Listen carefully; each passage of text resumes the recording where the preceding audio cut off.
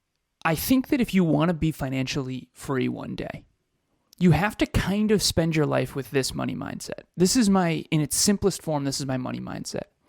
If it's going to make me better so that I can earn more money now and or in the future, then do it. I don't really consume, I invest. And what I mean by that is healthy food is an investment in me feeling better, which will make me more productive, which will make me more money. So that's the difference. I don't really consume just to consume things. I invest to, if it's going to make you more money now or in the future, do it. If it's not, question it. That's it. I'll add this too quickly before we go. I connected with an old client. So this is somebody that we used to produce his podcast, and he ended up going somewhere else. He was very unhappy with them, and he's potentially coming back. And this person has a net worth. They are multi-millionaires, like 20, 30, probably $40 million net worth. They have a lot of money. You would think, oh, they're probably super easy to work with when it comes to billing and charging. No. This person many times has said, hey, Kev, is there any way we can get this price down like $100? $100. This person is a multi-millionaire. So that's another thing too, is it's almost in a weird way, you do kind of have to have, I don't want to say a scarce mindset. You have to be very hesitant with spending money, even when you have money, because it's almost like, what's a good analogy? If you're somebody who is very focused on protecting yourself, you do that all the time. You're always focused on it, even when it's not happening, because eventually one day it might happen and you'll be ready for it. It's very similar with money, where you might think, oh, everybody that's successful is like a rapper or a musician or an artist or whatever, where they're just spending money, an athlete, they're spending money all wild. Most people who are financially successful are not doing that. They're like very, very, very tight-knit with their money. So that's another kind of mindset to have, is you have to question every purchase. That's not necessarily a bad thing. I understand the potential scarcity around that, but that's one of the things that I've been pissed about a little bit, of like, oh man, like, do I really want Burger King for $8? I did it this morning. I was going to stop and get a coffee. I don't have any coffee. And I was like, I'm not going to spend $3 on coffee. I think we have instant coffee at home. And it was terrible. It was terrible. But instant coffee is terrible. Save $3 or whatever it is. So I wanted to add that. No, it's important. It's important. It is. Find the right amount of abundance versus scarcity, and then more importantly, you should be very intentional with every dollar. That really is what it comes down to. Yeah. And if you're not, you need to shift that. Otherwise, you'll always have to you'll be in trouble one day if you're not intentional with your money. That's a fact. We've been there, and now we're a lot more intentional. Intentionality over scarcity. That's what I would say. Yeah, intentional. same. You don't have to be scarce with your time. You should be intentional. That's the number one thing. That will keep you broke if you're not intentional about your money. 100%. Next Level Nation, tomorrow for episode number 1238. One simple way to start building confidence. And as you know, our live event, April 1st, 2023, Next Level Live 2023. We are super excited to meet you all in person, to see you, some of you again in person. Again, it's an experience. It's not a speech. It's not a presentation. Is it an experience? I don't know why you can't say that word. I don't know either. We got to go because I got to get on another podcast. Yep. As always, we love you, appreciate you, grateful for each and every one of you. And at NLU, we do not have fans. We have family. We will talk to you all tomorrow. Please reach out.